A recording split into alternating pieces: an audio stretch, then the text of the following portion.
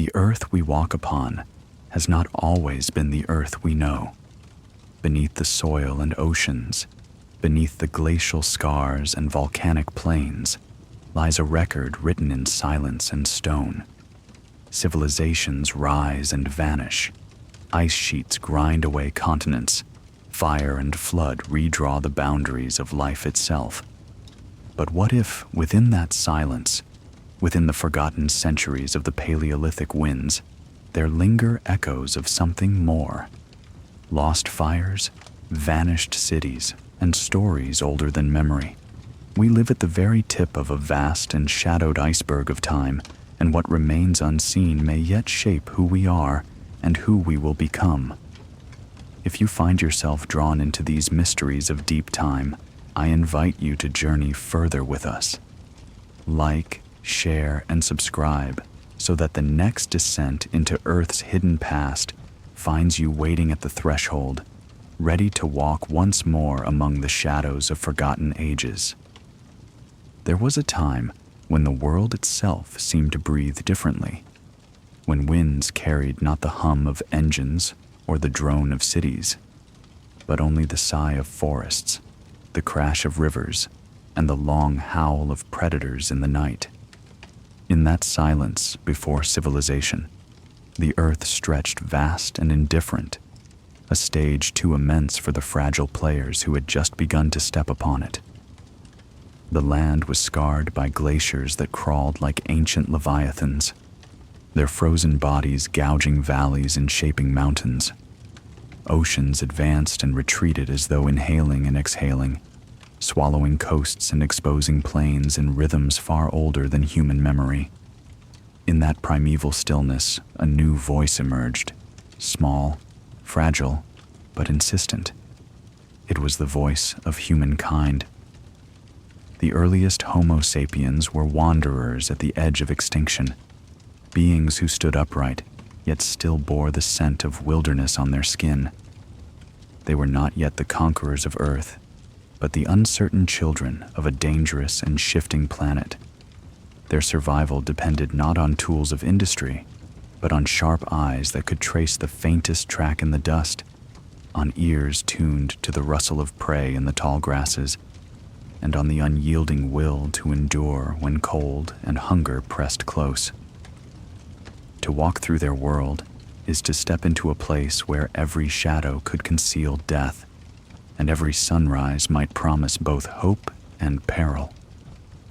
At night, when fire crackled within the rough circle of stones, the first communities formed. The fire was not only warmth against the clawing cold of Pleistocene winds, but also a fragile wall against the unseen. It held back eyes that glowed in the dark, lions with muscles like coiled rope, hyenas with jaws that could crush bone, and the long, slinking shapes of wolves who circled at the edge of firelight. Around these flames, voices began to rise in patterns, words tumbling into meaning. Language was itself a weapon, a binding force, a way to whisper warnings, to recall where the rivers swelled, or to shape tales that gave meaning to the hunt. In that act, humankind crossed an unseen threshold. The silence of Earth began to be broken by story. Imagine walking among them on the edge of a savanna, the sky wide and unbroken by smoke or steel. The horizon glows with the faint embers of the sun sinking into grasslands that ripple like the sea. The people move lightly, bare feet pressing into the dust, carrying spears tipped with stone that glisten in the dim light. The air carries the musk of animals, the sharp tang of blood already dried on hides draped across shoulders, and the faint sweetness of crushed grasses beneath restless steps. To live then was to move, always to move. Stillness meant death. The earth was vast, resources scattered, and survival meant walking the endless distances of a planet not yet divided by borders, but by hunger and need. The mountains loomed like ancient gods, snow crusted on their brows, rivers gushing from their sides as if bleeding from the stone itself. For the people below, these towering walls of earth were not only barriers, but sacred presences, their silence both terrifying and consoling. The wind that shrieked through the passes carried secrets from valleys no human had yet dared to enter. Even in those earliest days, when humans had little beyond stone and sinew, they looked upward with awe. To them, the earth was alive, and its silence was not emptiness, but the breathing of something vast and eternal. In caves, voices echoed against limestone, and hands reached for pigment ground from ochre, charcoal, and iron-rich clays. On the rough walls, shapes emerged, bison charging through unseen plains, deer frozen mid-leap, spirals and symbols whose meanings we can only guess. These were not mere decorations, but acts of survival, of binding the hunt with memory, of reaching into mystery with lines of color.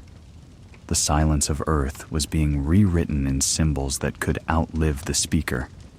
Each handprint pressed onto stone was a declaration. I was here. We endured.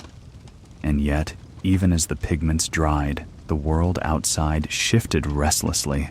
Glaciers creeping, storms gathering, rivers changing their course without warning. The earth itself was unpredictable, a force that no tribe could tame. Volcanic mountains erupted with thunderous violence, scattering ash that choked skies and blackened suns. Forests that stretched unbroken for leagues could vanish in flame or freeze beneath sheets of advancing ice. In the high grass, herds of mammoths and aurochs moved like living storms, reshaping entire landscapes with their migration. To the people who followed them, life was a rhythm of pursuit and retreat, of hunger sharpened by the chase. It was not humans who mastered the land. It was the land that tested whether they were worthy to remain. Yet, in the cracks of that struggle, something remarkable grew. Families gathered into tribes, and tribes into shifting networks of kinship. Bonds were forged not only by blood, but by shared fire, by the telling of stories beneath stars too brilliant to imagine today. The night sky itself was their scripture. The constellations were not abstract patterns, but living companions, hunters, beasts, guardians, who looked down from eternity. To sit beside the embers and lift one's gaze was to see more than lights. It was to glimpse meaning written into the vault of heaven, a reminder that the silence of earth was mirrored by the silence of the cosmos.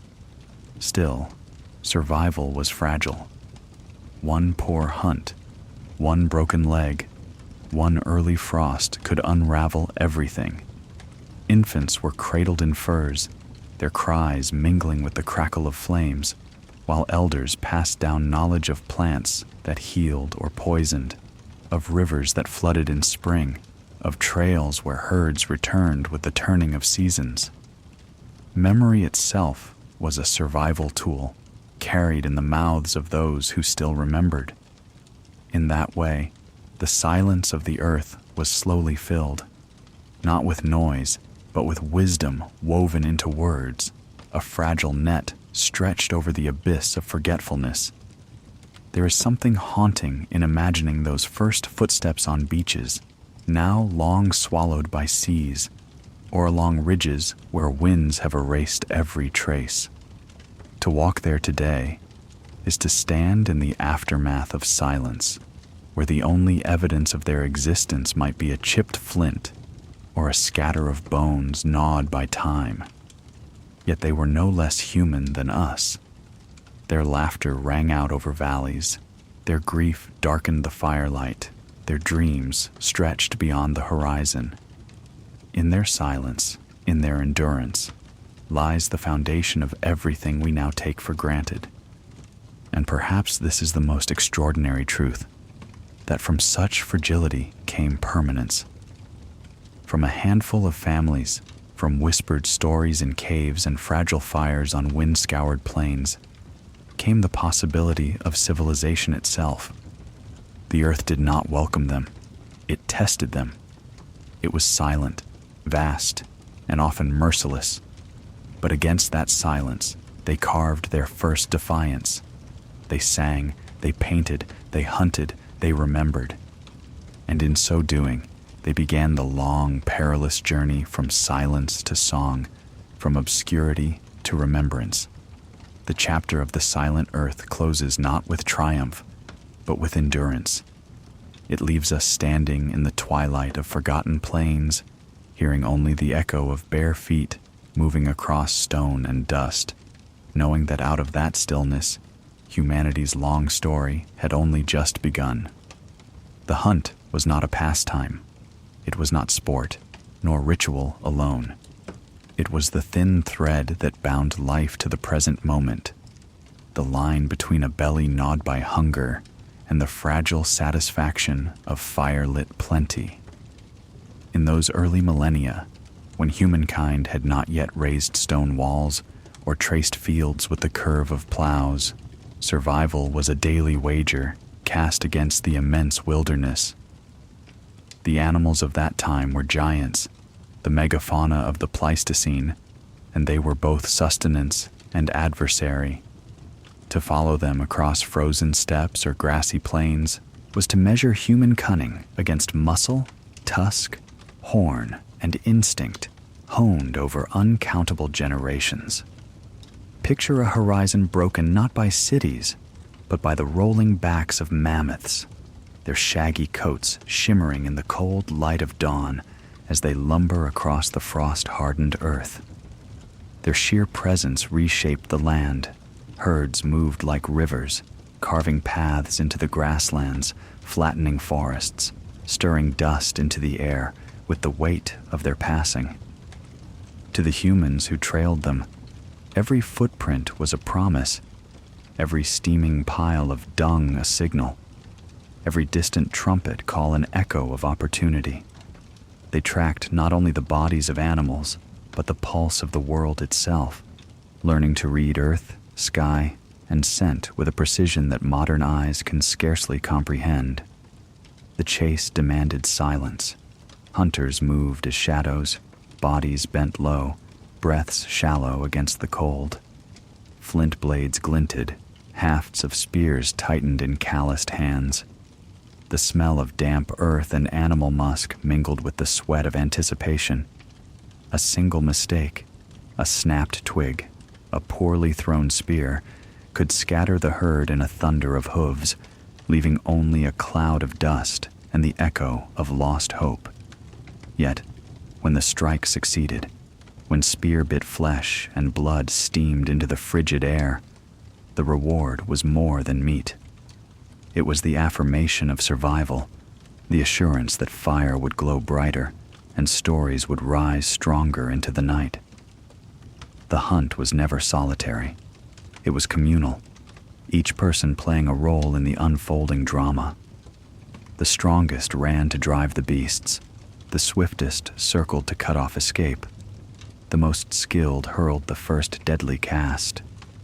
Behind them came the women and children, waiting to harvest marrow, fat, hide, and bone once the kill was secured. Nothing was wasted. The hide became shelter and clothing. Sinew became cord, bones shaped into awls, needles, and weapons. In this economy of survival, the animal lived on, transmuted into the very fabric of human endurance.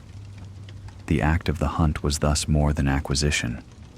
It was transformation, the merging of two lives into one story written in flesh and fire.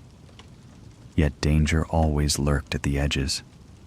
Great cats stalked the same herds, their golden eyes watching from the grass, tails twitching as they gauged whether to steal the kill. Hyenas circled like shadows, their laughter drifting across the night, mocking and menacing in equal measure. Even after the spears found their mark, victory was uncertain. To defend the prize was as crucial as the hunt itself. Imagine the circle of humans, their bodies pressed tight around a bleeding carcass, fires kindled high to hold off the night, while predators' eyes gleamed from the dark beyond. It was in these moments that community became survival, when voices rose not in fear, but in chants, songs, and rhythms that bolstered courage. The hunt was physical, but it was also spiritual, a dance of life and death in which humanity found its earliest sense of unity. From these hunts came ritual, bones carved with spirals, painted figures of bison and deer traced upon stone walls, antlers buried in pits lined with fire-charred earth. These were not idle decorations but offerings, acknowledgments of a bond both feared and revered. The prey was more than meat.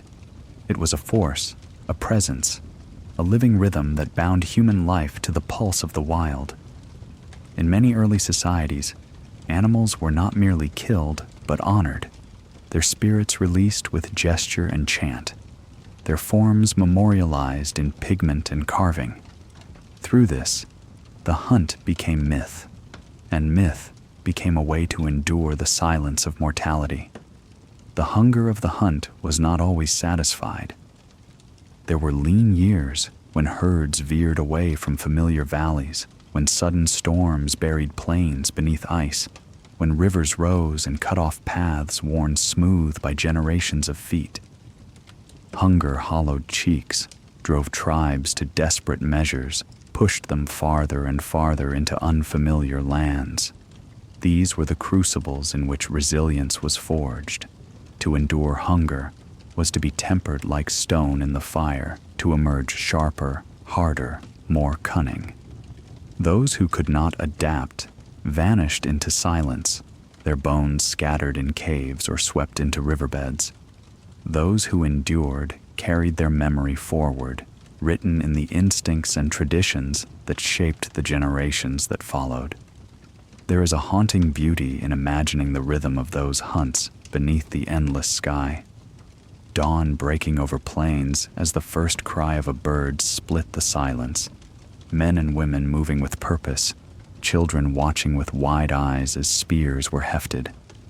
The world itself seemed vast and eternal, yet every day was lived with immediacy, each heartbeat sharpened by the awareness of fragility. Evenings brought release, the crackle of fire, the taste of roasted meat, the glow of survival briefly assured. Laughter rang out, stories unfurled, elders spoke of hunts past and of spirits who guarded the people. Hunger had been sated, but its shadow lingered always, a reminder that tomorrow would demand the same courage, the same vigilance. The hunt was not only a matter of sustenance, but a teacher. It taught patience, for to stalk a herd might require hours of silence, bodies pressed into grass, waiting for the perfect moment. It taught courage, for to close with a beast many times one's size was to face death directly. It taught sacrifice, for not every hunter returned. In these lessons, humanity was shaped, not merely physically, as endurance and strength were honed, but mentally, as strategy, cooperation, and imagination flourished. Out of the hunger of the hunt arose the seeds of art, of language, of community. The spear and the story were born side by side, each as vital as the other. As centuries turned, the hunger never truly vanished. Even as villages began to rise beside rivers, even as seeds pressed into soil promised more certain harvests, the memory of the hunt lingered. It was inscribed in myths, in ceremonies where animals were honored, in dances that mimicked the chase, in stories that carried the echo of hoofbeats long after they had faded from the plains. The hunger of the hunt became symbolic, a reminder of the raw struggle that had carved humanity out of silence and shadow. And perhaps that hunger still lingers, in the way eyes sharpen at the sight of movement in the wild, in the thrill of pursuit, whether for food or dream, in the restless urge to seek, to chase, to conquer. The ancestors who stalked mammoths and bison did not vanish entirely. They live on in us, in our pulse, in our breath, in our endless quest to move forward. Hunger is not only for food, it is for survival, for meaning, for the assurance that we too can endure. The chapter closes beneath a twilight sky where the embers of fire cast long shadows. Around the circle, hunters sit with blood still drying on their hands, children gnawing at bones, elders humming low songs that rise into the smoke. Beyond the firelight, the dark is alive with unseen eyes. Hunger has been answered for tonight, but tomorrow, the chase begins again. The earth was never still. Beneath the feet of those early wanderers, continents trembled and rivers shifted, as though the ground itself was a restless creature. Fire boiled up from hidden chambers, ash darkened the sky, and sheets of ice crept forward like pale armies intent on swallowing the world. To live in such a time was to live at the mercy of forces too immense to fully grasp. Yet it was also the moment when humanity began to root itself, to edge away from the endless chase of the hunt and dare to imagine permanence. Out of ash and cold, out of dawn and thaw, a new rhythm was born. The Younger Dryas was a cruel reminder of the Earth's volatility. After a brief warming, when ice seemed to retreat and rivers swelled with promise, the world suddenly plunged back into a sharp chill. Winds carried a blade's edge, storms scoured the plains, and once open lands became white and silent once more. Tribes that had begun to linger in valleys were forced to move again, hunger gnawing as herds shifted to distant pastures. It was a time of testing, of trial by frost and famine. Many stories of great floods and sudden darkness may echo from these years, when the earth itself seemed to betray the fragile hopes of its newest children.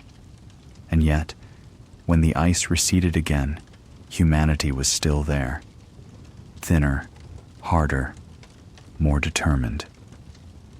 With the dawn of the Holocene, a gentler climate unfurled across much of the world. The air softened, rains returned, forests unfurled green banners across valleys once carved by glaciers. Rivers deepened into lifelines, their banks offering shelter and abundance. In these warmer centuries, something shifted in the human heart. No longer content with constant motion, people lingered. They built hearths not only to cook meat, but to anchor life. They pressed seeds into soil, first as experiments, later as tradition. The earth, once a shifting adversary, began to yield to human touch. It was not conquest, but a tentative partnership. The sowing of barley along riverbanks, the tending of lentils and peas in small clearings, the slow realization that patience could feed more surely than pursuit. In these moments of settlement, the first villages were born. They were not cities of stone or monuments of grandeur, but clusters of huts shaped from clay and reed, ringed by smoke and fields. Dogs, drawn first by fire and scraps, became companions, guardians, partners in the hunt and watchful eyes at night. Children grew up not only learning to follow the herd, but to tend the sprouting rows of grain, to guide the rhythm of plants as carefully as the rhythm of seasons. The silence of earth began to be broken, not just by shouts of the hunt, but by the softer sounds of daily life, the grinding of grain against stone, the weaving of baskets, the splash of oars in shallow rivers. Still, the earth never ceased its reminders of power. Volcanoes erupted, spreading blankets of ash across fields newly planted. Earthquakes split the land and swallowed villages whole. Floodwaters burst their banks with spring thaws, sweeping away homes and memories in torrents of brown water. In every dawn, there was the possibility of ash. In every promise of growth, the shadow of loss. To live in these villages was to live with both hope and dread, to know that permanence was only ever borrowed from the earth's shifting hand. From these beginnings arose ritual. Fire no longer belonged solely to the hunt. It became the heart of the home, the center of gathering. Offerings were cast into flames or buried in pits beneath floors. Bones of animals, seeds, beads of shell and stone. The land was treated not as empty earth, but as a living partner, one that required gratitude and reverence. Fertility figurines with rounded forms, carved from clay and stone, were placed in hearths and fields as prayers for abundance. The dawn of agriculture was not merely a practical act, but a spiritual one. To plant was to trust, to believe that the earth would return what had been given, that cycles could be tamed into continuity. The landscape itself was transforming. Forests that had once been endless were cut back, slowly at first, then more boldly as humans claimed space for crops and grazing animals. Rivers were coaxed into channels, their waters bent toward fields. Ash and dawn wove together, the memory of devastation and the promise of renewal. Humanity was learning not only to endure but to shape, not only to survive but to persist. Every hut, every furrow, every domesticated seed was an act of defiance against the silence of extinction. Imagine such a village at the break of day. Mist curls from the river as women grind grain on stone slabs, their arms moving in ancient rhythm. Children chase each other through fields, where green shoots poke through dark soil, their laughter mingling with the lowing of cattle. Men repair nets for fishing or sharpen stone blades for harvest. Smoke drifts from hearths, carrying the scent of roasting grains and charred meat. Above them all, the sun lifts slowly, gilding the scene with light that touches both fragility and permanence. It is a scene both humble and monumental, the birth of society, not in cities of marble, but in fields of barley and in huts of clay. And yet, beneath this fragile order, the memory of ash was never forgotten. Flood myths echo across cultures not by coincidence, but because water and fire had swept away lives before. Legends of sudden darkness, of suns veiled in smoke, of gods who punished with famine and flood. These are not mere stories, but echoes of memory carried forward. Every harvest was celebrated with gratitude, but also with fear. Would the rains come? Would the frost return? Would the earth betray them again?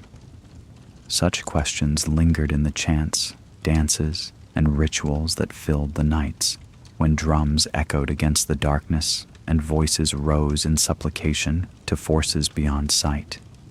The dawn of settlement was not without its costs. Hunger was less constant, but no less dangerous. Fields could fail. Disease, spread in close quarters, claimed lives in ways the open plains never had. Conflict sharpened as villages defended their plots, their herds, their fragile permanence. Human against human became as dangerous as predator against prey. Still, the promise of stability was worth the price. For the first time, generations could imagine their children living not as wanderers, but as stewards, shaping the land rather than being driven endlessly across it. This was the threshold of change, a hinge of time upon which all later history would swing. The world of the hunter was giving way to the world of the sower, the gatherer's fleeting path yielding to the villager's rooted hearth.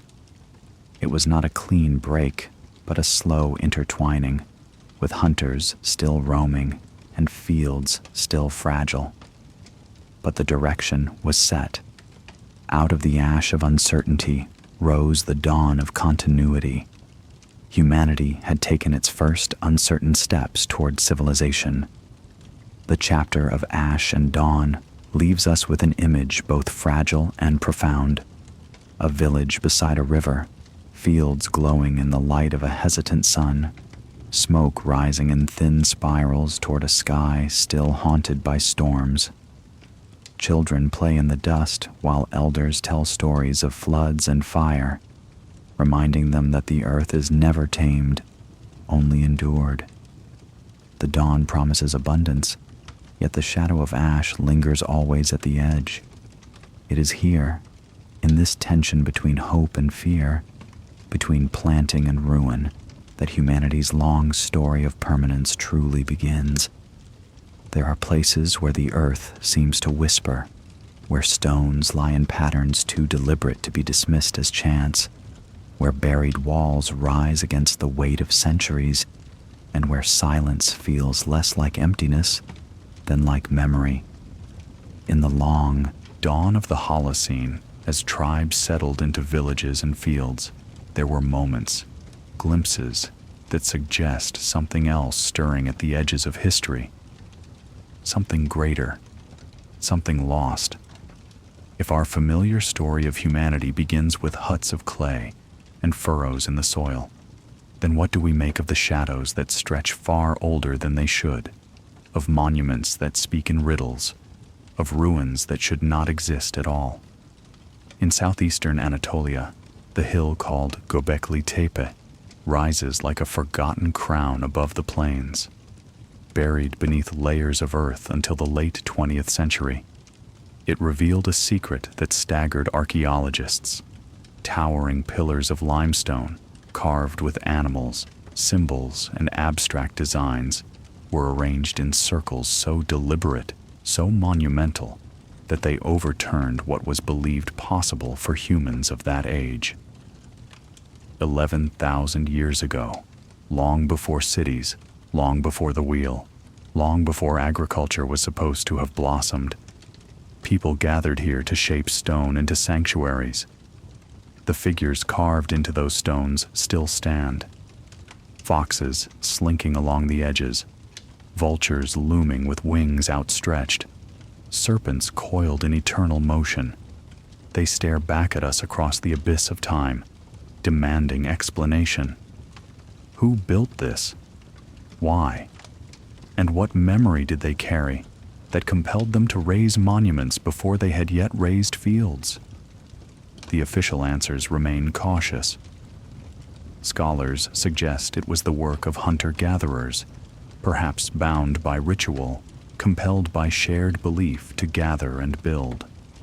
But even cautious voices admit that Göbekli Tepe was not the isolated effort of a wandering tribe. It was coordination on a scale difficult to imagine without leadership, without organization, without some spark of complexity, usually reserved for civilizations that came millennia later. If such architecture existed so early, how many other sites have been swallowed by time, eroded, buried, or drowned beneath rising seas? And if so, how far back does the story of human imagination and construction truly reach? Across the world, other echoes stir. Beneath the waves off the coast of India, divers found structures near Dwarka, stone walls and streets patterned in ways that suggest design rather than nature. Off Yonaguni in Japan, massive stone terraces rise beneath the sea, their steps and angles so uncanny that debate still rages. Are they the work of nature's hand, or of humans whose history slipped beneath the waves? In the Andes, megalithic blocks weighing hundreds of tons lie scattered at Pumapunku, their surfaces cut with precision so fine it rivals modern tools. Legends from Bolivia speak of gods who descended to teach the first people how to shape the stones, and yet the actual origins remain elusive, lost in the labyrinth of prehistory. Every culture seems to hold a memory of a time before, of something great that was lost. The Sumerians spoke of kingship descending from heaven before the flood. Plato wrote of Atlantis, a mighty island civilization swallowed by the sea in a single day and night of misfortune. The peoples of the Pacific told stories of Lemuria and Mu, vast lands that vanished beneath the ocean, leaving only scattered islands as their bones. In Mesoamerica, myths recall cities destroyed by fire from the sky, floods from the mountains, or by the wrath of gods displeased with human pride. To dismiss these tales as pure invention is tempting, yet their persistence across continents and millennia is haunting. Could they be fragments of memory, retold through myth and symbol, of real disasters, real cities, real peoples erased from our records? The earth itself lends weight to these whispers. At the end of the last ice age, seas rose more than 100 meters, swallowing vast tracts of coastal land. What might have stood on those drowned plains? Fishing villages, settlements, even early cities now lie buried beneath waves, unreachable and unseen. The continental shelves of every ocean hide the landscapes where countless generations once lived. Our history is written mostly on dry land, but the true canvas of human settlement may be scattered across the seafloor, inaccessible to the archaeologist's spade. In caves, too, shadows linger. Strange carvings, spirals, and figures appear in Paleolithic art that seem to go beyond the simple recording of animals and hunts. Some depict celestial alignments, eclipses, and constellations with startling accuracy. Could these be the earliest observatories, the first attempts to map not only the earth but the heavens? If so, what compulsion drove such precision? Was it merely curiosity, or the echo of a knowledge older than we assume, carried forward by memory, fractured into fragments of ritual and myth? The forgotten shadows are not only stones and ruins, but absences, questions unanswered, silences unexplained. Why do myths from cultures that never met share such striking patterns? Floods, fiery skies, gods who descend from above, golden ages that end in catastrophe. These themes are not confined to one land, but echoed across the world. Are they archetypes of the human mind, born from shared fears and hopes? Or are they memories, refracted and distorted through time, of events too ancient for direct recall, but too significant to ever truly vanish? Even in our age, where science seeks certainty, we are left with ambiguities. Excavations uncover bones, tools, and fragments, yet they cannot fully explain why people gathered at Göbekli Tepe, why megaliths were raised, or why myths of lost worlds persist. The shadows resist full illumination, retreating even as we approach. Perhaps that is their purpose, to remind us that history is not a straight line, not a steady march of progress from cave to city. It may be cyclical, fragile, subject to erasure and renewal, with chapters torn out and rewritten by fire, flood, or time itself. To walk among the ruins of Göbekli Tepe or Puma Punku, to trace fingers across stone cut with impossible precision, is to feel the breath of something larger than explanation. The silence of those sites is heavy, not empty. It presses against the senses, as though the stones themselves remember what we have forgotten. And in that silence lies the most haunting question of all. Are we truly the first? Or do we walk upon the graves of civilizations older than memory, our own achievements merely the latest layer upon ruins built and erased before? The shadows of the forgotten are not confined to distant lands. They live in us. They shape our myths, our fears of flood and fire, our dreams of golden ages lost, our suspicion that greatness always comes with the risk of collapse. They remind us that permanence is illusion, that memory is fragile, and that what is written in stone can still be buried, shattered, or drowned. Yet they also stir awe, for they suggest that humanity has always been greater than its records, that imagination, creativity, and wonder reach back farther than any textbook will allow. As twilight falls over the Anatolian hills, the carved pillars of Göbekli Tepe cast long shadows across the earth. The animals etched into their surfaces stare out into the fading light, guardians of a mystery that refuses to fade.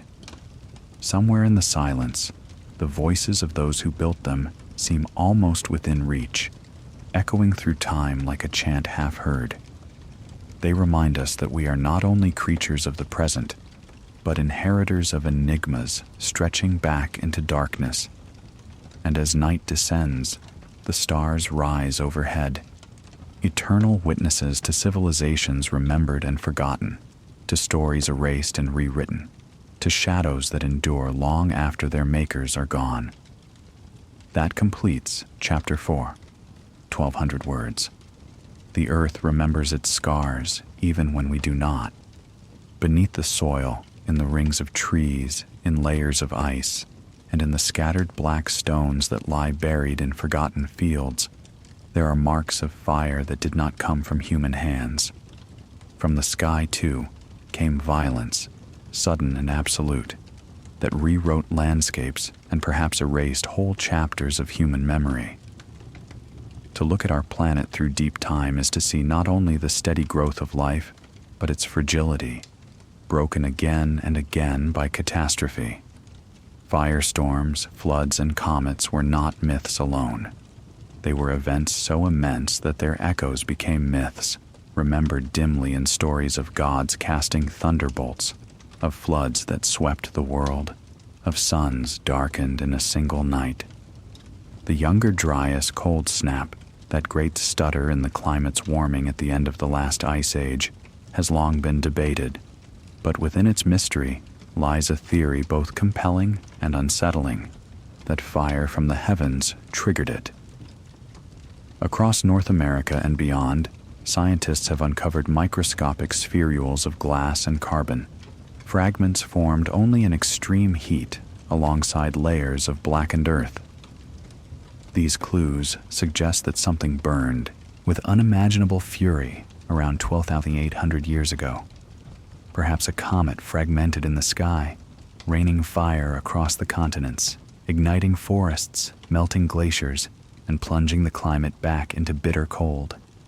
If true, the great beasts of the Ice Age, mammoths, mastodons, saber-toothed cats, may have vanished not only because of human hunters, but because the sky itself betrayed them.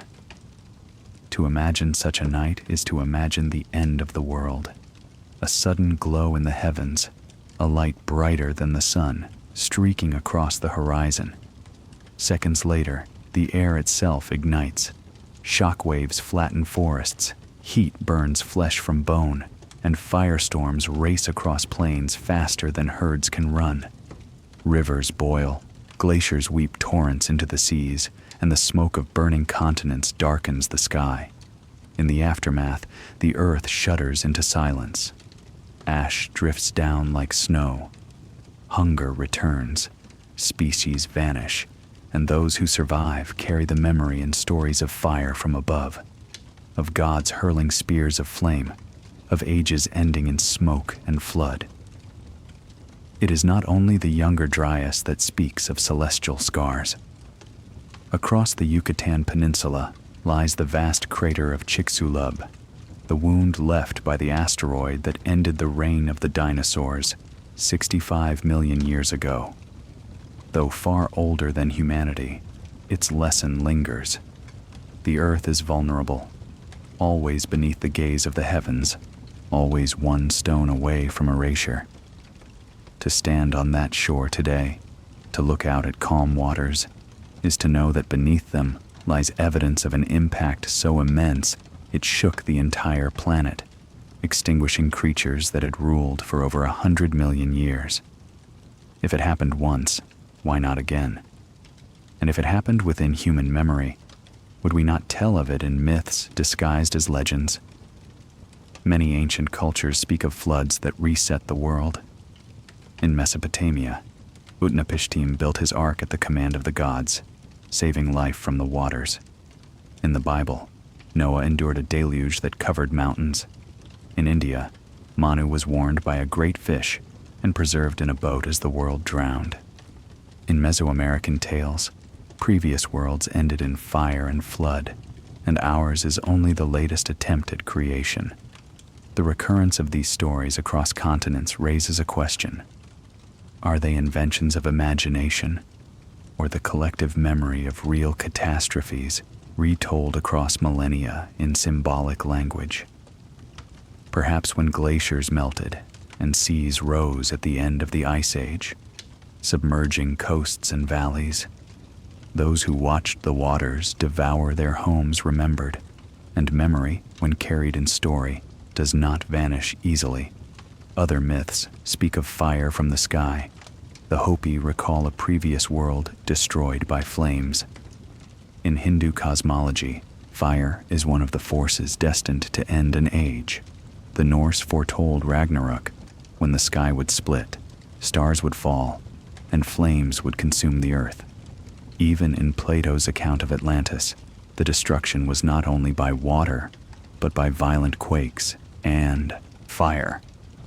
Could these be narrative echoes of real impacts, real cosmic intrusions, their terror encoded in the language of gods and demons?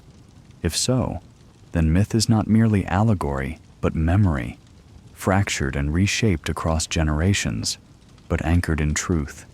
The earth itself continues to testify. Craters dot its surface, from Meteor Crater in Arizona to the Manicouagan in Quebec, from Tunguska's flattened forests in Siberia to scars hidden deep beneath oceans. Some are ancient, some relatively recent, but all are reminders that the sky is not empty. In 1908, when Tunguska erupted in fire, flattening 2,000 square kilometers of forest, the explosion was as powerful as the most devastating weapons of our age. And yet, by a stroke of fortune, it fell in a remote wilderness rather than a city. Had it struck over London or Beijing, the 20th century might have been rewritten. If such an event happened only a century ago, why not 10,000 years ago, when our ancestors huddled around their fragile fires?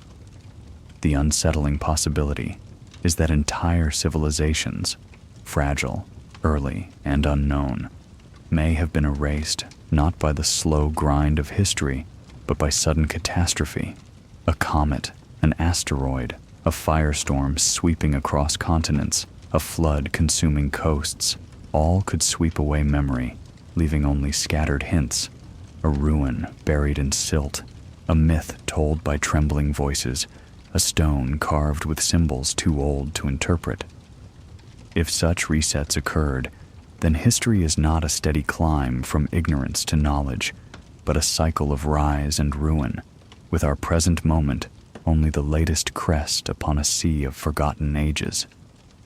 The hunger for answers grows sharper when we consider how thin our own security is. Telescopes scan the skies for near-Earth objects, mapping stones that could one day cross our orbit. Scientists run simulations, calculating how many fragments hide in the void, waiting to fall. The conclusion is both sobering and humbling. It is not if, but when. Our ancestors may have watched in terror as the sky lit with fire, as earth and sea convulsed, as the world they knew ended in smoke.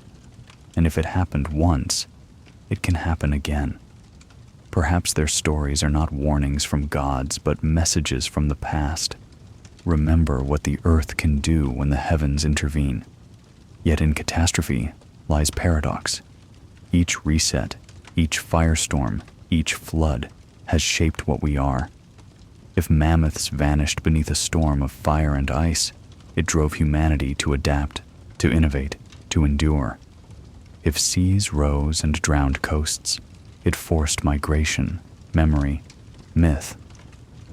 Out of loss came resilience. Out of destruction came invention. The silence left by vanished worlds became the ground upon which new ones were built. And perhaps that is why the myths endure, not only as warnings, but as reminders that survival is possible, even when the earth itself seems intent on erasure. As night falls and we look upward, the stars glitter cold and eternal. Somewhere among them wander stones of ice and rock, silent until they fall. Beneath our feet, the earth holds its hidden scars, each one a reminder of firestorms past, and in our stories, of floods, of fire, of gods descending, we hear the whispers of ancestors who watched the sky burn and lived to tell of it. We are their descendants, standing in our own fragile moment, gazing into the heavens, wondering not if, but when the next shadow will fall. Across centuries and continents, the name Atlantis has shimmered like a mirage. It has been whispered by philosophers and dreamers, dismissed by scholars, and pursued by explorers who stared across the waves hoping to glimpse a vanished shore. Yet Atlantis is only one of many names in the great mirror of lost civilizations. Lemuria, Mu, High Brazil, Antilia, all are echoes of the same longing, the same suspicion that the world we know is not the first nor the greatest, but only the latest chapter in a longer, hidden book. These myths do not exist in isolation. They form a mirror, reflecting our fears of collapse and our yearning for forgotten greatness. To gaze into that mirror is to see not only what may have been, but what might yet become. Plato's account, given in his dialogues Timaeus and Critias, is the seed from which the myth of Atlantis grew.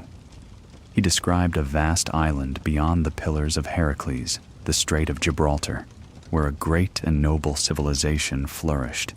Its people were masters of architecture and seamanship, their palaces glittering with metals, their fleets crossing the seas with ease. Yet, he wrote, pride corrupted them. Their ambition grew, and they sought to subjugate the world. The gods, angered by their arrogance, unleashed destruction. In a single day and night of misfortune, Atlantis sank beneath the sea, leaving only memory.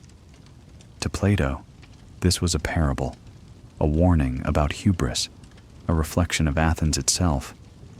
Yet to generations that followed, it was more than a tale. It was a tantalizing possibility. Theories have multiplied.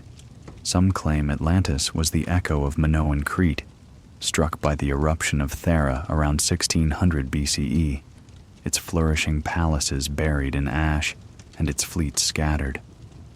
Others look to the Azores, to submerged plateaus in the Atlantic, or to the Caribbean, where strange ruins lie beneath turquoise waters. Some point to Antarctica, imagining a continent shifted and frozen by catastrophe, concealing the bones of a forgotten empire. Still others suggest that Plato's Atlantis was a memory of civilizations drowned at the end of the Ice Age, when seas rose and swallowed coasts where humanity had once built its first great settlements.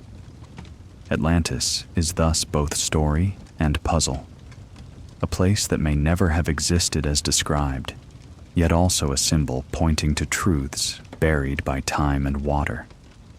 Beyond Atlantis, other myths of sunken lands surface in every corner of the world. In the Pacific, Polynesian legends tell of Hawaii, a homeland beneath the waves. Tamil traditions recall Kumari Kandam, a vast land south of India that once nurtured culture before being lost to the sea. Japanese folklore speaks of the Dragon Palace beneath the ocean, where a vanished realm continues to exist in timeless splendor.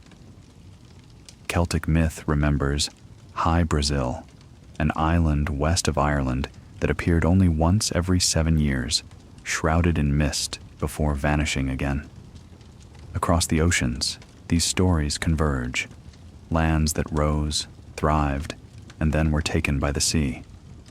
Skeptics dismiss them as archetypal fears, products of imagination shaped by the inevitability of death and the fragility of life. But what if they are more than that? At the end of the last ice age, seas rose by over 100 meters. Entire landscapes vanished. If coastal peoples had built settlements, villages, even cities, they would now lie drowned. Divers off the coast of India, Japan, and Cuba have found structures that raise questions. Stone blocks arranged in terraces, streets patterned with intention, walls too straight for coincidence.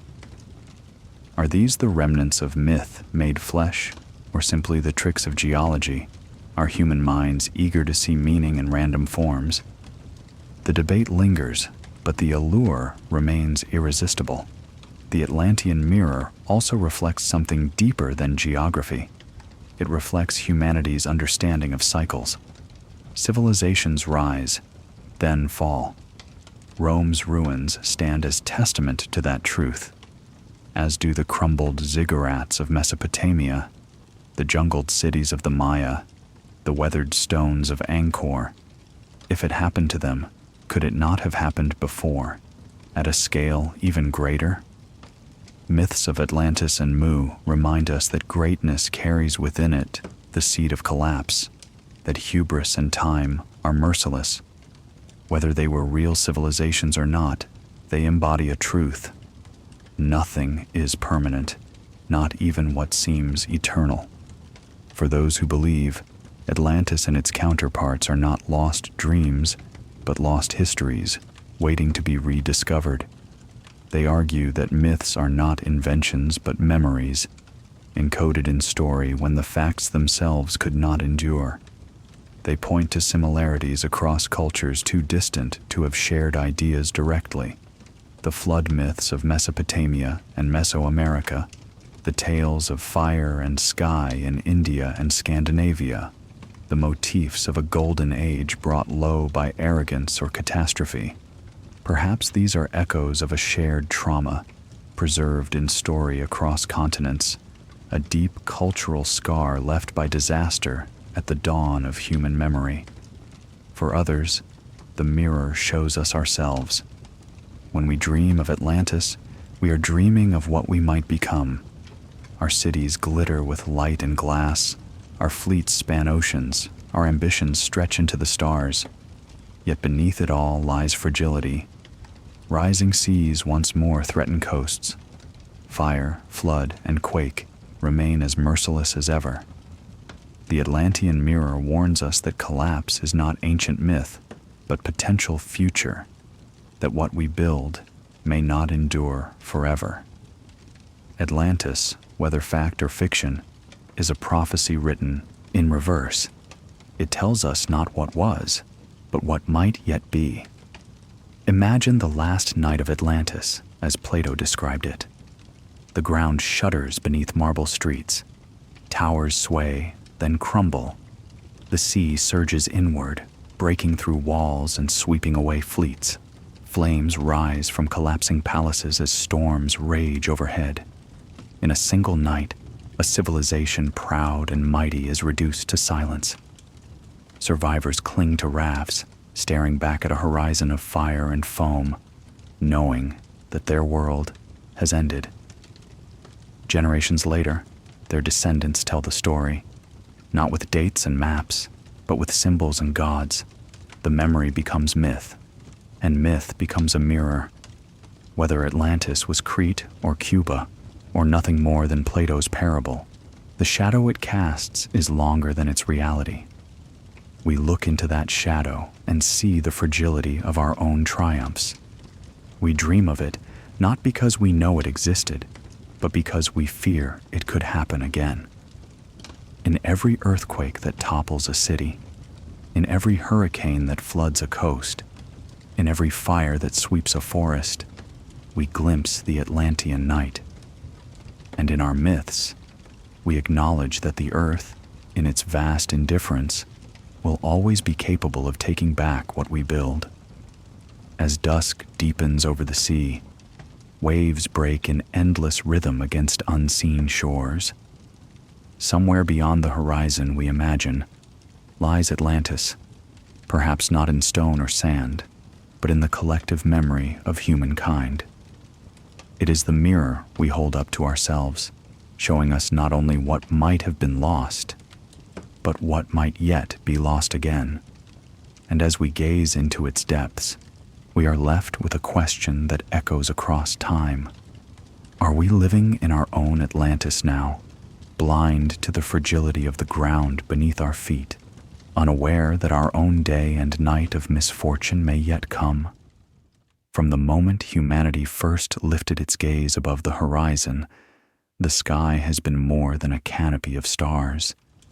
It has been a stage, a scripture, a realm of mysteries that shaped the imagination of every people in every age. Fires burned above in patterns too precise to ignore.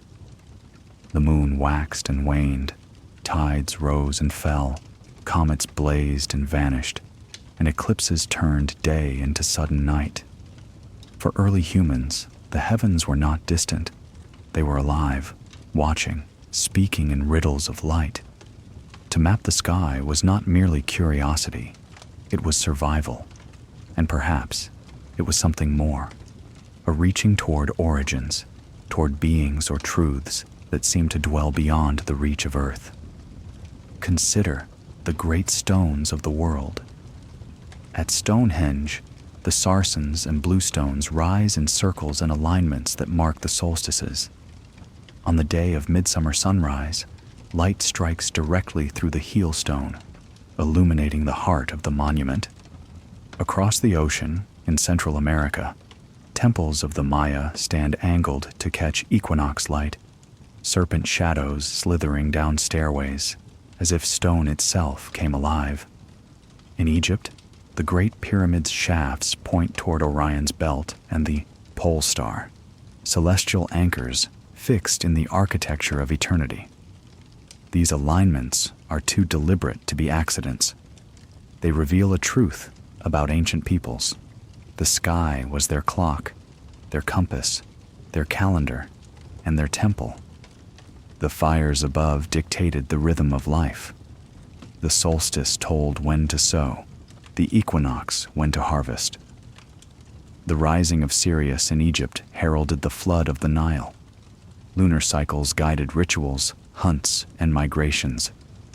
Yet in mapping the heavens, ancient cultures also built meaning. The constellations were not random stars, but stories written in light.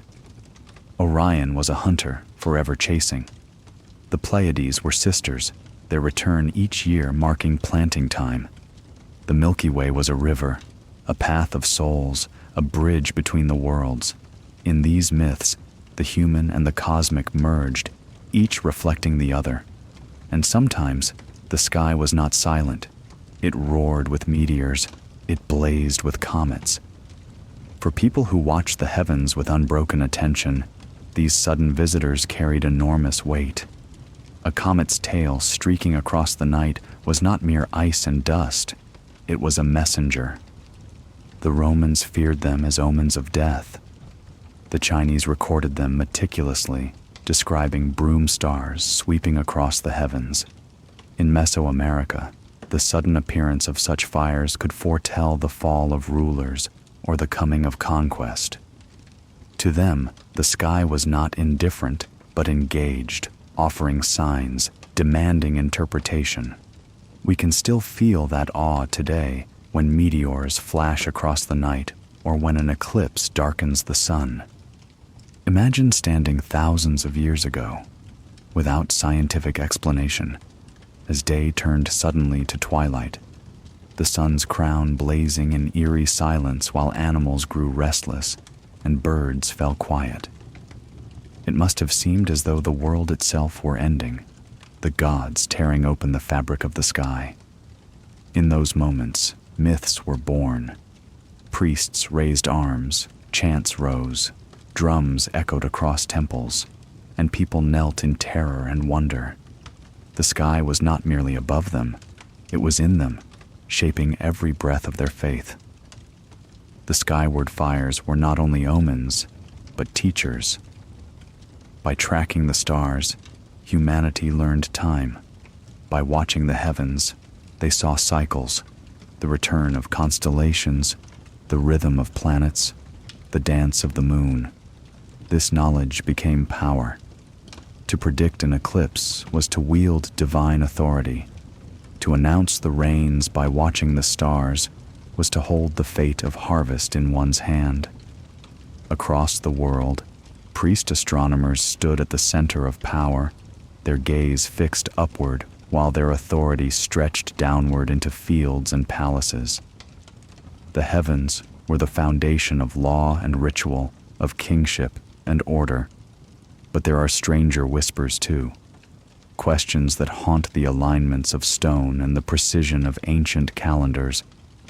How did people with simple tools align temples so perfectly to solstices and equinoxes? How did the Maya track Venus with such accuracy that modern astronomers still marvel at their calculations? How did the builders of Nabta Playa in the Egyptian desert over 7,000 years ago arrange stones to mark the rising of Sirius and the summer solstice with precision that required generations of observation? The cautious answer is patience, centuries of watching, of passing knowledge from elder to child. But for those inclined to wonder, the possibility emerges that fragments of knowledge came from older sources, carried through memory from civilizations now erased. If humanity had lived through resets, through cycles of loss, perhaps some fragments of ancient science survived, preserved in ritual and myth, until they could be carved into stone. The myths of sky beings add another layer of mystery. From the Dogon people of Mali, who told of Sirius and its unseen companion long before modern telescopes confirmed it, to the ancient Sumerians who spoke of Anunnaki descending from the heavens, to the Hopi who told of Kachinas arriving from the sky to teach the people. The theme recurs. Teachers from above, knowledge from the stars, wisdom descending in fire. Whether interpreted as gods, spirits, or something else, the memory persists.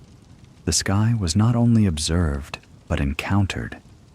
Skeptics argue that these are only myths, born of imagination and awe, not encounters with reality. And perhaps they are. Yet the persistence of these stories across cultures that never met is striking. Fire from the heavens, beings descending, knowledge imparted, all reflect a profound human intuition that we are not alone, that the sky holds not only mystery, but meaning. Even if purely symbolic, the stories reflect an ancient truth, that the human spirit has always longed to connect with something beyond Earth, to see itself reflected in the fires above. The night sky today is diminished by our lights. Cities drown out the stars, and few stand in darkness long enough to see what our ancestors saw. A vault ablaze with thousands of points, the Milky Way a river spilling across the heavens, comets streaking like brushstrokes of fire. To see that sky, unbroken and eternal, was to stand in the presence of the infinite. No wonder temples were built to honor it. No wonder myths painted it with gods and spirits. No wonder humanity felt itself small and great at once, suspended between earth and cosmos, mortal yet eternal. The chapter of skyward fires leaves us with an image of stone and flame. A circle of people stand at dawn within a ring of stones. The sun rises, perfectly aligned, light streaming through narrow gaps to strike an altar. Gasps ripple through the crowd as shadow becomes fire, as earth and sky merge in a single moment of design. For them, it is not coincidence, but communion. The fires above have answered the fires below, and in that union lies meaning, mystery, yes, but also order, hope, and awe. As night descends and the stars blaze once more, the fires above seem eternal, yet they remind us of fragility. For those who built their lives by their rhythms, the heavens were both promise and warning. They taught when to plant and when to fear, when to celebrate and when to pray. And in those teachings, humanity saw a reflection of itself, small yet significant, fleeting yet luminous. fragile yet forever drawn toward the sky. Beneath the soil, in caves where silence has lingered for tens of thousands of years, bones wait like scrolls in an archive no hand wrote yet every life inscribed. They are fragments of beings who lived, dreamed, and died long before cities rose or names were carved into stone. They remind us that we are not alone in our lineage, that the story of humanity is not singular but braided, woven from many strands of kin who once walked beside us. To study them is to press one's ear against the deepest wall of time and hear echoes of voices, both familiar and strange. Neanderthals were not shadows lurking at the edges of caves, but a people with their own strength, their own resilience. For more than 300,000 years they endured in Europe and Western Asia, weathering ice and fire, shaping tools, hunting with strategy, and perhaps even singing songs that drifted into the night. Their bones bear marks of healing, suggesting care, compassion, survival beyond injury because others tended them.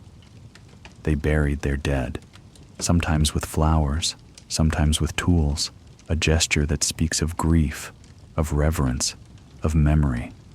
For decades, they were dismissed as brutish and slow, but the bone archives whisper otherwise. They were kin, their brains as large as ours, their spirits no less human. And then there were the Denisovans, whose very existence was unknown until a child's finger bone was unearthed in a Siberian cave. From that fragment, an entire world opened. Through DNA, we learned that these cousins once ranged across Asia, mingling not only with Neanderthals, but with our own ancestors. Their genes remain alive in us, in the immune systems of Tibetans, in the skin and hair of peoples across Melanesia, in the lungs that allow highlanders to breathe thin air. They are not gone, not entirely. Their memory is written in our blood, a silent inheritance carried forward even after their voices fell silent. Further still, on the islands of Indonesia, the bones of Homo floresiensis were found. Tiny beings scarcely over a meter tall, their skulls small, yet their survival remarkable. They lived alongside our kind as recently as 50,000 years ago, and local legends still speak of little people who vanished into the forests when the strangers came. Were these myths memories of encounters with another species, blurred by time? If so, then the human story is richer, more crowded, more haunting than we once believed. The bone archives tell us that our journey was never solitary. For most of our history, we shared the earth with others, close relatives who hunted, spoke, painted, and buried their dead. For a time, the world was a tapestry of humans, plural, overlapping and mingling. The fact that only we remain is both triumph and tragedy. Were the others erased by us, driven to extinction through competition, violence, or disease? Or were they absorbed, their identities dissolving into ours, their genes blending so that they live still within us? Every fragment of bone deepens the mystery, reminding us that the border between them and us is thinner than we imagine. Consider a Neanderthal child, her body wrapped in furs, her small hand clutching a carved tool. She might have laughed, played, listened to stories, gazed in wonder at the stars. Her life was no less vivid than any child today, and yet her bones, discovered thousands of years later, become data points, clues in a puzzle. Science grants us knowledge, but imagination restores her humanity. To look at those bones is to feel both awe and sorrow. Awe that she lived, sorrow that her people did not endure. The archives reach further back, to Homo erectus, who mastered fire and walked upright across continents for nearly 2 million years, far longer than our species has yet existed. Their bones, weathered and broken, speak of journeys across Africa, Asia, and Europe, of adaptability that sustained them through epochs. To hold such a skull is to cradle a face that once gazed out across a landscape where lions prowled and volcanoes smoked. They are not simply ancestors. They are reminders that the human lineage is not a straight line but a branching tree, full of experiments in survival, most now silent. But silence does not mean absence. In our DNA lie traces of these vanished kin, fragments of their endurance woven into us. Our bodies remember what our minds cannot. Immunities, adaptations, capacities, they are gifts from encounters long forgotten. Every breath taken in high mountain air, every defense against ancient pathogens, every resilience to cold is a testament to the mingling of lives long past. We are mosaics, built not only from our own species, but from the bones and blood of many others who shared this earth. Yet the bone archives also confront us with haunting questions. Why are we the only ones left?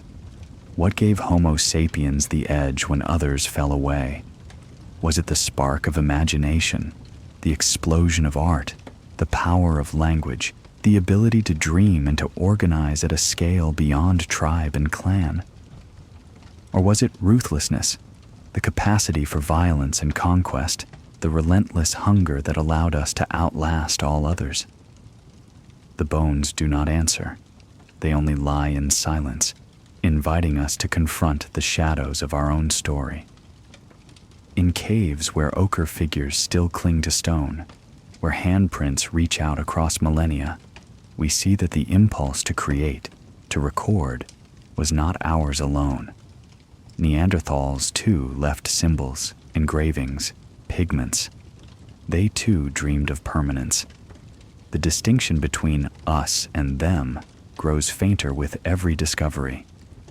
Perhaps the only true difference is chance, that we survived, and they did not. And so their stories lie hidden, awaiting rediscovery in fragments of bone, in shards of DNA, in myths of little people whispered in forests. To stand before a glass case in a museum, staring at the bones of a species that no longer walks among us, is to feel the pull of deep time. These are not curiosities. They are reminders that humanity is not singular, that we are the last survivors of a family once broad and diverse. Our triumph is their absence, and in that realization lies humility. For if we endure, it is not by destiny, but by contingency. Their extinction warns us that survival is fragile, never guaranteed. The bone archives whisper not only of what was, but of what might have been. What if Neanderthals had endured alongside us, their strength and endurance shaping cultures of their own? What if Denisovans had thrived, their vast range giving rise to civilizations we cannot imagine? What if the small people of Flores had lived to meet the modern age, their myths turning to reality in our time? The earth once held many humans. It may again, though not as it did. But their loss leaves us haunted, forever aware that we are not alone in our blood, even if we are alone upon the land. As twilight deepens in the cave where the child's bone was found, silence wraps around the stone walls. Dust drifts in shafts of fading light, and the air is heavy with memory. Somewhere in that silence, the breath of Neanderthals, Denisovans, Erectus, Floresiensis still lingers. Their voices are gone, yet their presence remains, in bones, in genes, in us. We are their continuation, their living archive, their only echo. And as we walk forward into the uncertain future, we carry them with us, whether we remember or not. Civilizations, like living beings, rise and fall. Their beginnings are fragile, their peaks glitter with triumph, and their endings are often sudden, violent, or quiet in ways their builders could not have imagined. The earth is patient, and it waits with cycles longer than memory. In that waiting, it has seen humanity collapse and begin again, over and over, in stories we barely recall. To study history is to recognize not a straight line of progress, but a pattern of resets, each one a reminder that permanence is an illusion. The ruins of the past are not only markers of what was lost, but warnings of what can be lost again. Consider Rome. Its empire stretched across continents, its roads binding the world, its aqueducts carrying water as though the land itself had been tamed. For centuries, it seemed eternal, yet in a span of generations, it fractured, weakened, and fell. The marble crumbled, the aqueducts broke, the libraries burned, and fields once cultivated grew wild again. Darkness fell not with one blow, but with many, the pressure of enemies at the gates, the strain of corruption within, the slow unraveling of systems too vast to maintain. Rome became memory, its triumphs scattered, its stones repurposed by those who followed. If such collapse can befall an empire so mighty, why not others? Why not all? The Mayan cities rose from jungle to dominate Central America, with temples, calendars, and art that spoke of cosmic order. Yet drought and overpopulation gnawed at their foundations, and within a few centuries, plazas once crowded with ritual lay silent, reclaimed by vines. The people did not vanish, but the grandeur of their world reset into something smaller, humbler, different. In Mesopotamia, the cradle of civilization itself, salinized fields turned once fertile soil to dust, forcing migrations and declines. Angkor, once the heartbeat of Southeast Asia, was swallowed by forest after floods and droughts disrupted its fragile water systems. Each of these collapses is not anomaly, but testimony. No civilization is exempt. Even further back, the long resets grow more enigmatic. The Ice Age ended in chaos, floods and firestorms sweeping the earth, sea levels rising to swallow coasts where countless communities must have lived. If any great settlements had flourished there, they would now lie drowned, erased from the record, their only legacy the myths of lost lands told around fires centuries later. Atlantis, Mu, Lemuria. Perhaps these names are not fanciful inventions, but faint recollections of resets so profound that entire cultures were swallowed in a single sweep. The absence of proof does not erase the possibility. It only reminds us of how easily memory can drown. What binds these collapses together is fragility. Civilizations thrive by balancing on edges, on food supply, on climate stability, on peace within and without. A single disruption, magnified by time, can cascade into ruin.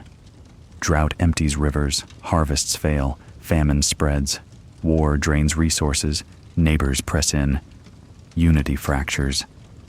Disease moves through streets, taking lives faster than they can be replaced.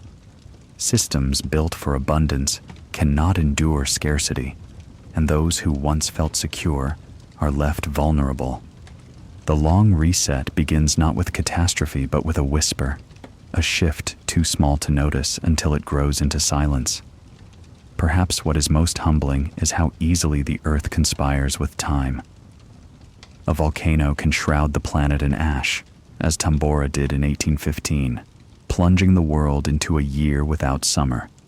Crops failed, hunger spread, and chaos rippled across continents.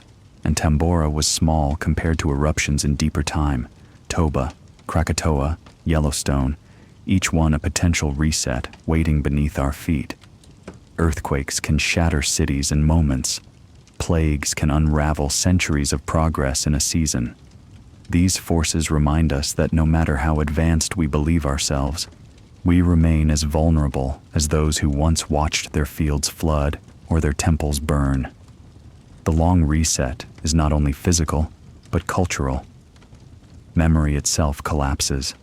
Libraries burn, languages die, Stories are lost when the last elder passes. What we inherit is always incomplete, patched together from fragments, from bones, from ruins, from myths. The Dark Ages were not only the absence of empire, but the absence of knowledge, a forgetting that required centuries to repair. And how many such dark ages lie beyond the reach of history when entire worlds of memory vanished, leaving only silence? We are the inheritors of survivors, but also of forgetters. And yet, in each reset, life does not vanish. It reshapes. From Rome's ruins rose kingdoms that would eventually forge Europe anew. From the Maya came peoples who carried fragments of their knowledge into later generations. After plagues, populations grew again. After famines, harvests returned. Collapse is not the end, but the clearing of ground for something new. It is the cycle that humbles us, but also ensures continuity. The earth breaks, but the story endures, written in new voices. Some whisper that this pattern of rise and fall is not accidental, but woven into the nature of civilization itself. Complexity breeds vulnerability. The greater the system, the more fragile it becomes. A city may endure drought, but an empire dependent on many cities may not. A tribe can adapt to hunger, but a civilization of millions built on fragile abundance may shatter when balance falters. Perhaps we are not meant to rise endlessly, but to rise and fall, to endure cycles of flourishing and forgetting. Each reset teaching the next rise what to value, what to fear, what to remember. And yet, memory is our weakest link. We forget warnings, we repeat mistakes. The same overuse of soil that doomed Mesopotamia threatens fields today. The same hunger for conquest that toppled empires reappears in modern guise. The same belief in permanence blinds us to fragility. The long reset is not only a relic of history, it is a possibility for tomorrow. And perhaps the myths of floods, fires, and lost lands are not only memories of what has been, but premonitions of what may be again. Imagine standing in the ruins of your own city centuries hence, vines crawling across broken glass and steel, silence where once engines roared. To those who come after, the traces may seem inexplicable, the stories of what we built distorted into myth. They may tell of an age of lights and machines, of towers that touched the clouds, of a people who believed themselves eternal until the earth reset the balance. Our bones may lie among theirs, indistinguishable in time's vast archive. To them, we will be the forgotten, the shadows, the ones who believed but did not endure. But perhaps that is not only tragedy, for every reset has also been a renewal. The silence that follows collapse is broken by the cry of new beginnings. Children are born, fires are lit, seeds are planted. Memory is fragile, but life is tenacious. Even if our cities fall, even if our knowledge is shattered, humanity may rise again, reshaped, altered, but alive. That is the lesson of the long reset. We are fragile, but we are also resilient. The earth can erase us, but it can also cradle what comes next. As twilight settles over forgotten ruins, stones weathered by centuries lie half buried in grass. The wind sighs through empty streets, carrying only echoes. Yet beneath the soil, seeds stir. Insects hum. Birds wheel overhead. Life moves forward, indifferent to what has been lost. The long reset is both ending and beginning, a cycle older than memory, one that humbles us with its inevitability, yet consoles us with its promise. For though civilizations may crumble, though memory may fade, the story never truly ends. It begins again, always, in ash, in dawn, in the fragile fire of survival. When we gaze into the night sky, What we see is not the present, but the past. Every star is an echo, its light traveling for years, centuries, or millennia before it brushes our eyes. We stand on a fragile planet suspended in darkness, looking outward, and what returns is a reminder that our own existence is equally fleeting, equally fragile, equally dependent on forces far beyond our control. To reflect on humanity's journey is to understand that we are both small and vast at once. Small against the silence of the cosmos, vast in the improbability that we endure at all. The eternal echo is this, our story whispered across time, never fully erased, always reverberating, even when voices fall silent. The bones of forgotten kin, the ruins of lost civilizations, the fires of comets and floods, the alignments of stars and stones, all of these are echoes. They remind us that memory is imperfect but resilient, that even when cultures vanish, fragments of them persist. A handprint on a cave wall, a shard of pottery buried in silt, a myth told in half-forgotten words, all carry something forward. When we imagine ourselves erased, we imagine silence. But the truth is subtler. Nothing is truly lost. Everything leaves an echo, faint but enduring, woven into the fabric of earth and sky. The eternal echo stretches beyond our planet. For as long as humanity has lifted its eyes, we have wondered if others exist. Beings who look back at the stars from their own worlds, asking the same questions, carrying their own myths of fire and flood, their own memories of rise and fall. If civilizations can vanish here, why not there? If Atlantis can be a parable on Earth, might it not be repeated across the galaxy, on worlds where oceans once rose, where skies once burned, where voices once sang into darkness before being silenced? The cosmos may be filled with echoes, civilizations rising, shining, collapsing, leaving behind only fragments drifting in light, their messages lost to the void. And what of us?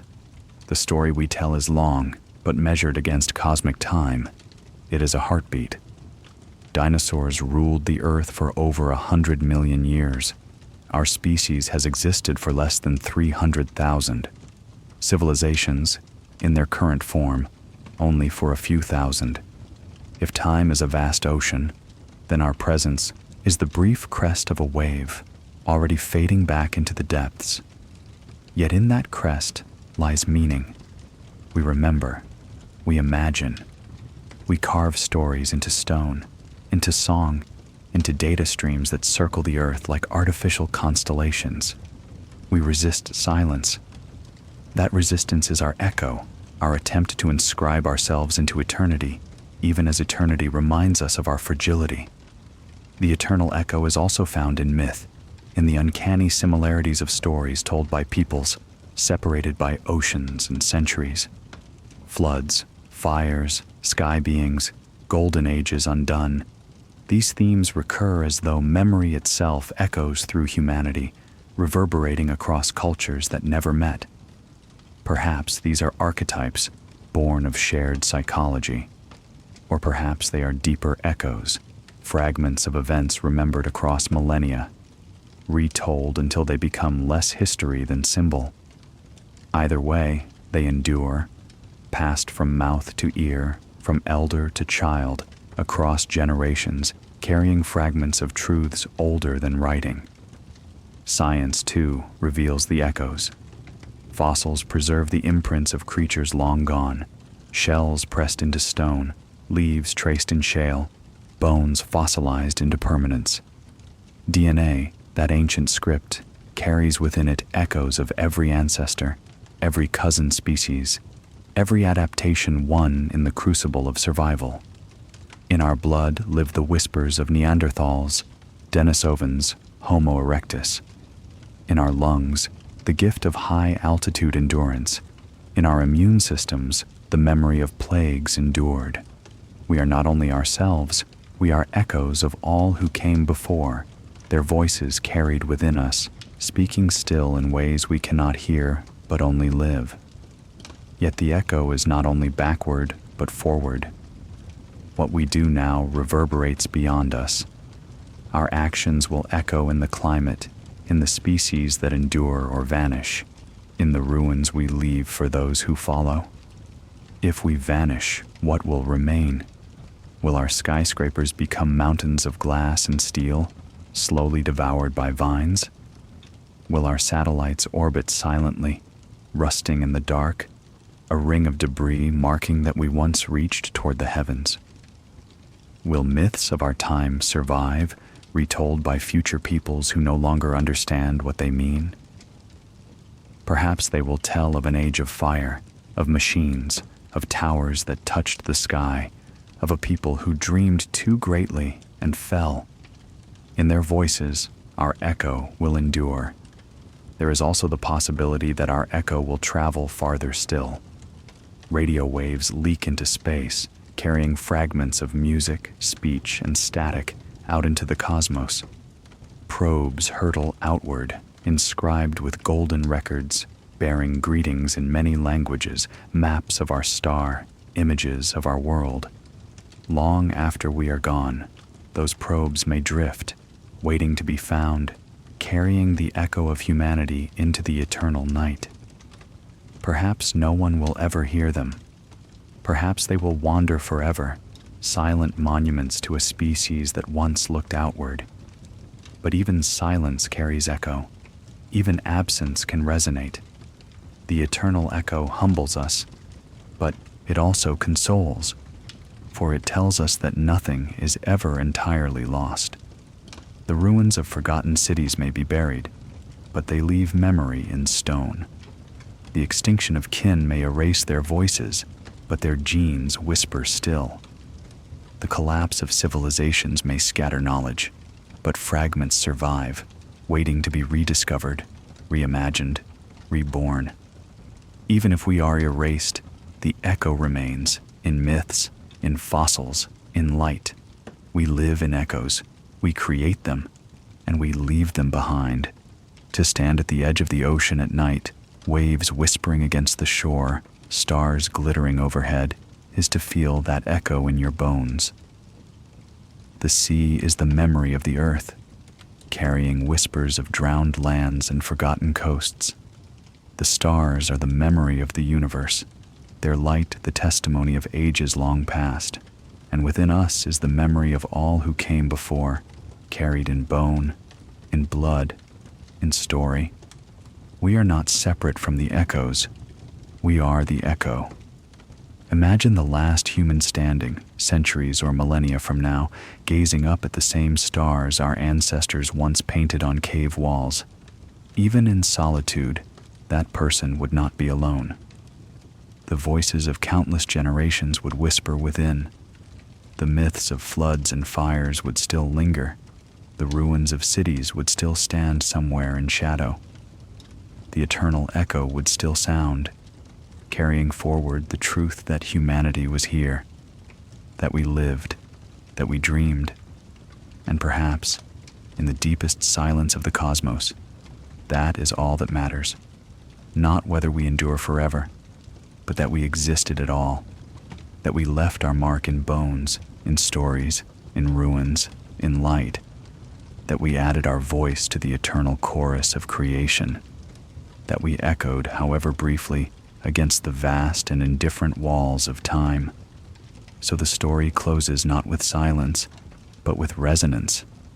Earth's forgotten ages, humanity's fragile dawn, the shadows of civilizations lost, the firestorms, the myths, the kin whose bones we carry, all converge into a single truth. We are echoes. We endure not by permanence, but by reverberation, by carrying forward fragments of what came before and leaving fragments for what comes after. The eternal echo is not the denial of death, but the affirmation of life. It is the whisper that says, "We were here, we dreamed, we endured," and in the silence of eternity, that whisper will never be entirely lost.